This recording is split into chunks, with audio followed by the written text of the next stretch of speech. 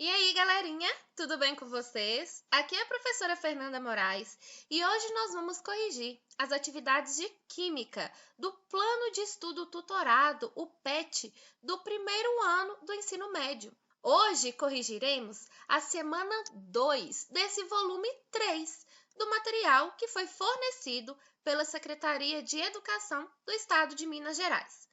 Antes da correção, pessoal, peço que se inscrevam nesse canal, deem um like nesse vídeo se gostarem da minha correção e compartilhe o vídeo com os amigos para ajudar na divulgação do canal. Então, agora bora para a correção. Pessoal, antes de prosseguirmos para a correção das atividades, aconselho que assistam ao vídeo com a explicação da teoria dos modelos atômicos de Dalton e de Thomson, do professor Magno Augusto. O link do canal desse professor e o link do vídeo estarão na descrição desse vídeo. Então, vamos à correção. Atividade 1. Thomson determinou pela primeira vez a relação entre a massa e a carga do elétron, o que pode ser considerado como a descoberta do elétron. É reconhecida como uma contribuição de Thomson ao modelo atômico. Então, temos que perceber que está falando da descoberta do elétron. Então, a letra A nos diz o seguinte: o átomo ser indivisível é uma contribuição de Thomson? Essa afirmativa do átomo ser indivisível? Não, isso foi uma contribuição de Dalton. Letra B. A existência de partículas subatômicas. Então, foi realmente Thomson que fez essa belíssima contribuição, que é a existência de partículas subatômicas, que é o caso do elétron também, é uma partícula subatômica. Então, encontramos já a nossa resposta, letra B. Mas vamos prosseguir as afirmativas para a gente ver qual foi o estudioso, qual foi o cientista que deu essa contribuição. Letra C. Os elétrons ocuparem níveis discretos de energia. Quem falou em níveis de energia que os elétrons ocupam, pessoal, foi Bohr, que estudaremos posteriormente. E também, letra D. Os elétrons girarem em órbitas circulares ao redor do núcleo. Quem afirmou que os elétrons giravam em órbitas circulares ao redor do núcleo foi também Bohr. Então, são duas contribuições que a gente já vai aprendendo sobre outro modelo atômico, que nesse caso é o modelo atômico de Bohr. E letra E, o átomo possuir um núcleo com carga positiva e uma eletrosfera. Quem fez essa afirmativa sobre núcleo com carga positiva e elétrons na eletrosfera foi Rutherford. Então, essa atividade 1 serviu para fazer uma revisão sobre todos os modelos atômicos aí. Mas a resposta certa para essa atividade, que pede a contribuição de Thomson, foi a letra B, a existência de partículas subatômicas. Atividade 2. No fim do século XIX, começaram a aparecer evidências de que o átomo não era a menor partícula constituinte da matéria. Em 1897, tornou-se pública a demonstração da existência de partículas negativas, por um inglês de nome, letra A, Dalton, letra B, Rutherford, letra C, Bohr, letra D, Thomson e letra E, Proust. Então, pessoal, quem evidenciou a existência de partículas subatômicas, que nesse caso foi partículas negativas, que posteriormente foram chamadas de elétrons, foi o estudioso Thomson.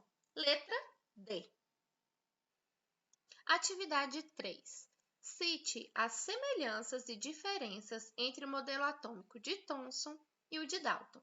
Então, a gente vai colocar algumas características resumidamente, porque a gente quer ver semelhança e diferença. Então, o que a gente pode observar?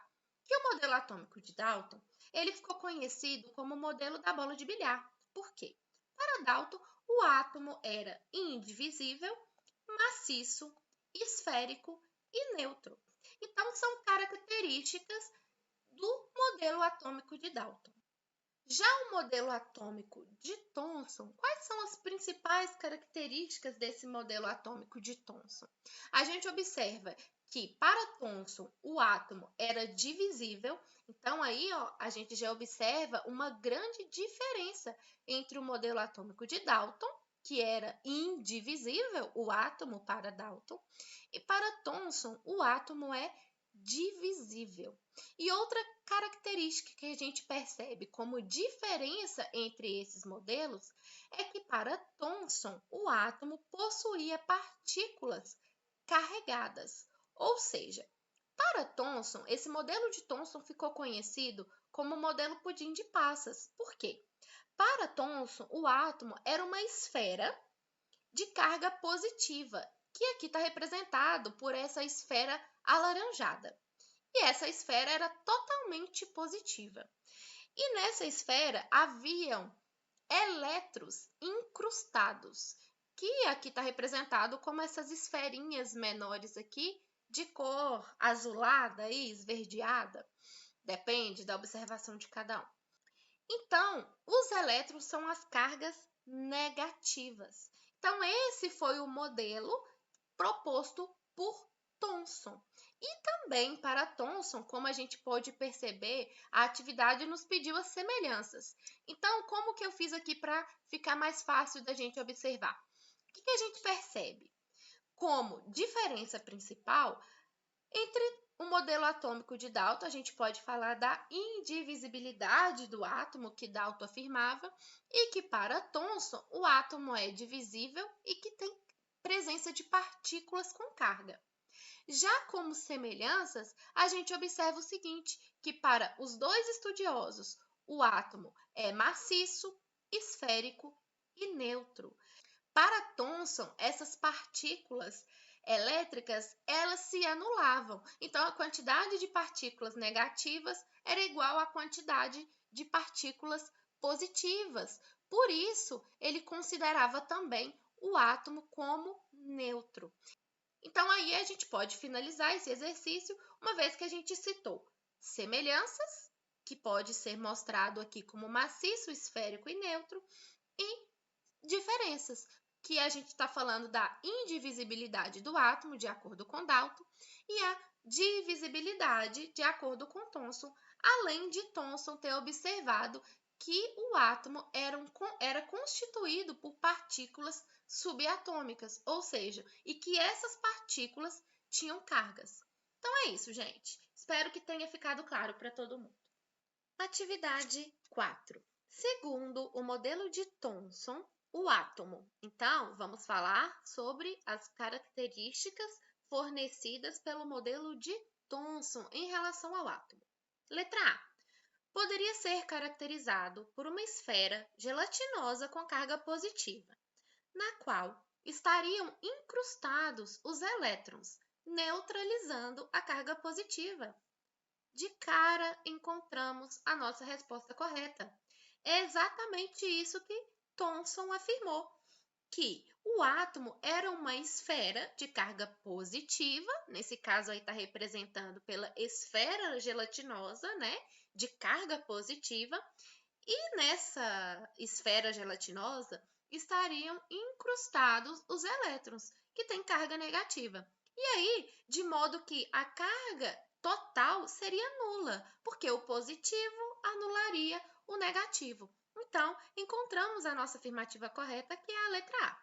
Mas então vamos ver a letra B, C, D e E. Letra B. Segundo Thomson, o átomo não é maciço, mas é formado por um núcleo com carga positiva, no qual se encontra praticamente toda a sua massa ao redor do qual ficam os elétrons, neutralizando a carga positiva. Isso não foi uma afirmativa de Thomson, uma vez que Thomson afirma que o átomo é maciço, mas Thomson não fala de núcleo. Então, não é uma afirmativa correta e não é uma característica do modelo de Thomson. Letra C. É formado por elétrons que giram ao redor do núcleo em determinadas órbitas. Também não é uma afirmativa de Thomson. Thomson não disse nada sobre núcleo do átomo e nada sobre girar em órbitas. Então, não é também uma explicação do átomo, segundo Thomson. Letra D. É neutro. Até aí, ok. Cercado de elétrons que estariam dispostos ao redor do núcleo, como os planetas ao redor do Sol. Thomson não afirmou nada sobre o núcleo do átomo, muito menos sobre os elétrons estarem girando ao redor desse núcleo. Então, letra D também não é uma afirmativa fornecida pelo modelo de Thomson sobre o átomo. E por fim, letra E. É formado por um pequeno núcleo maciço e positivo, e os elétrons movimentam-se em órbitas estacionárias, sendo que nesse movimento não emitem energia. Mais uma vez está incorreta essa afirmativa, uma vez que Thomson não forneceu nenhuma informação sobre núcleo positivo, sobre os elétrons se movimentarem em órbitas. Então, também não é uma afirmativa segundo o modelo de Thomson. Então, a nossa resposta correta é a letra A. Atividade 5. O átomo, na visão de Thomson, é constituído de: letra A. Níveis e subníveis de energia. Vamos estudar mais para frente outros modelos atômicos. E aí a gente vai observar que o estudioso, o cientista que afirma que o átomo é constituído por níveis e subníveis de energia, será Bohr, não é uma visão segundo Thomson sobre a constituição do átomo. Então, não é a letra A a nossa resposta. Letra B. Cargas positivas e negativas. Encontramos, então, nossa resposta correta. Realmente, o átomo, na visão de Thomson, ele é o seguinte, é uma esfera de carga elétrica positiva incrustada de elétrons, que tem as cargas negativas, de modo que a carga total do átomo seja nula. Então, realmente, na visão de Thomson, o átomo é constituído por cargas positivas e cargas negativas. Letra C. Núcleo e eletrosfera. A gente também vai estudar mais outros modelos atômicos e a gente vai observar que quem faz experimento e observa que o átomo tem um núcleo e que tem a eletrosfera, quem afirma essa existência de núcleo e eletrosfera no átomo é Rutherford, não é a visão de Thomson. Então, letra C, pessoal, núcleo e eletrosfera, será uma afirmativa do átomo feita por Rutherford. Letra D. Grandes espaços vazios. Também foi Rutherford que afirmou que o átomo contém grandes espaços vazios.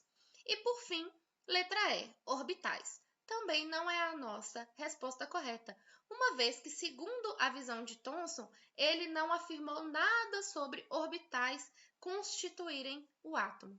Então, facinho aí, ó. Letra B, cargas positivas e cargas negativas. Nessa semana 2, também foi pedido que vocês fizessem um experimento.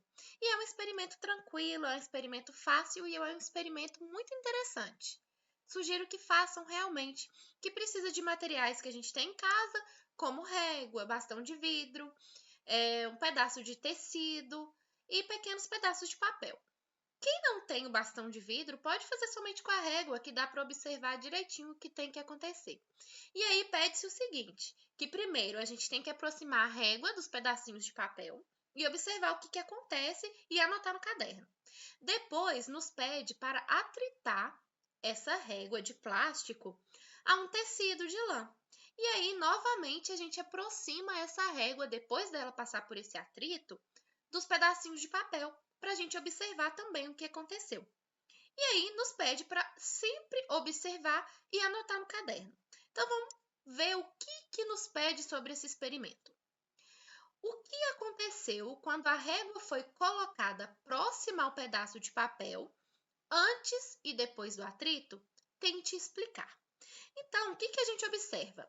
Antes do atrito, a régua e o pedaço de papel estão neutros, ou seja, os átomos que compõem possuem cada um a mesma quantidade de elétrons e de prótons. Aí, antes do atrito, o que acontece? Nada. A gente aproxima a régua do papel e nada acontece. Após o atrito, o que a gente observa? que os pedaços de papel grudam na régua, ou seja, aproximam da régua. E aí, nos pede para explicar o que acontece.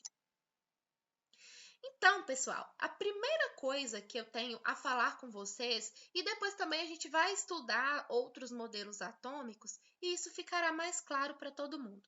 A primeira coisa que vocês têm que pensar é que sempre no átomo ocorre movimentação de elétrons. São os elétrons que se movimentam para formar ligação, para deixar um material eletrizado ou não. Então, sempre que vocês pensarem em movimentação, pensem em elétrons, ok? E aí, como que a gente pode tentar explicar isso?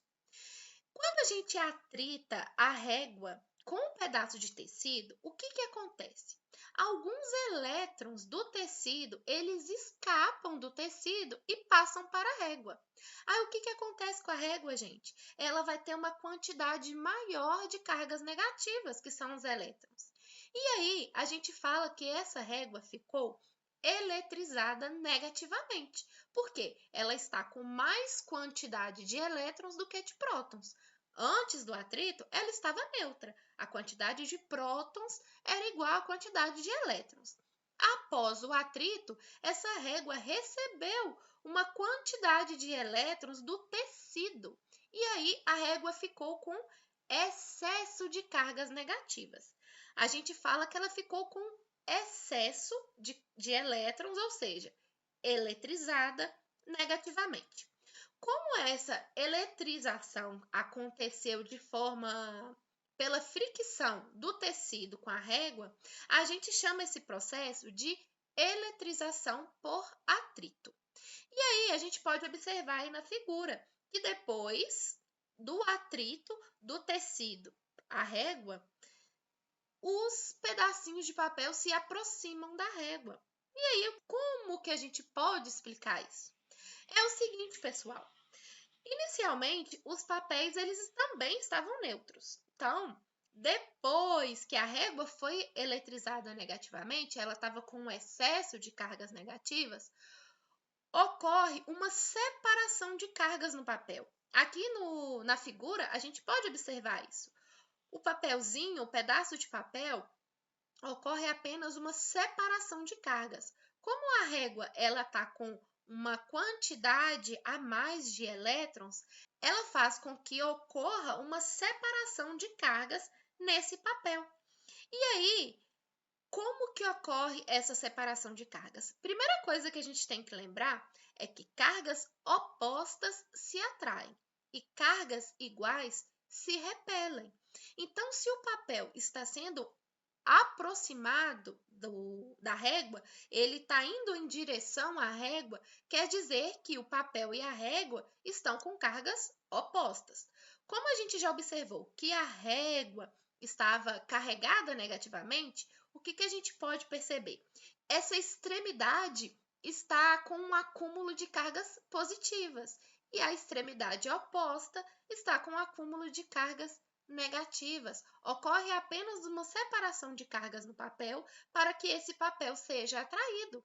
Então, a gente explica isso exatamente pela regrinha que cargas opostas se atraem e cargas iguais se repelem. Pessoal, somente a título de curiosidade e de aumentar o conhecimento de vocês, o que eu trouxe como afirmação para vocês? Que o mesmo objeto, gente, ele pode eletrizar-se por atrito tanto positivamente quanto negativamente. Vai depender de qual material está sendo atritado a esse objeto. Então, vocês podem fazer o teste. E para a gente entender se esse objeto, depois do atrito, vai estar carregado positivamente ou negativamente, tem uma série que se chama série triboelétrica.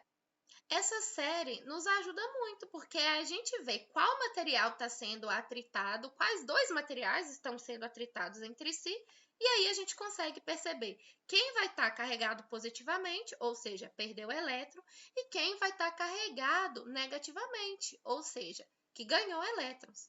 Então, se a gente observar como exemplo aqui, ó, quando a gente atrita o papel a um canudo de plástico. Ó, o papel tá nessa posição da série e o plástico abaixo. Então, a gente vê que o plástico tem uma tendência maior a receber elétrons, a estar mais carregado negativamente. Então, o papel perde elétrons e doa esses elétrons para o plástico. Logo, o plástico fica carregado negativamente e o papel positivamente. O contrário disso, a gente observa quando a gente atrita um papel a um bastão de vidro. Ó, o vidro fica carregado positivamente, ele está mais acima da série, aqui o positivo, e o papel fica mais carregado negativamente, ou seja, ele recebe elétrons do vidro. Então, a gente consegue analisar e observar direitinho por essa série, a gente atritando dois materiais, qual vai perder elétrons e qual vai ganhar elétrons. Eu trouxe essa informação somente a título de curiosidade. Mas aí a gente observa no exercício, no experimento, que foi atritado um tecido de lã a uma régua de plástico. Então, a gente observa, olha, o tecido de lã está mais acima dessa série. Então, o tecido perdeu elétrons e doou esses elétrons para o plástico, que é a régua. Então, a gente percebe realmente que a régua foi eletrizada negativamente, porque ela recebeu elétrons do tecido, da lã. Ok, pessoal? Então é isso, galera. Aguardo todos vocês para a correção dos exercícios de química da semana 3. Enquanto isso, dê um like nesse vídeo, compartilhe o vídeo com os amigos, se inscrevam no canal. E se cuidem, pessoal, e cuidem também de quem vocês amam. Um abraço e até semana que vem. Tchau, tchau!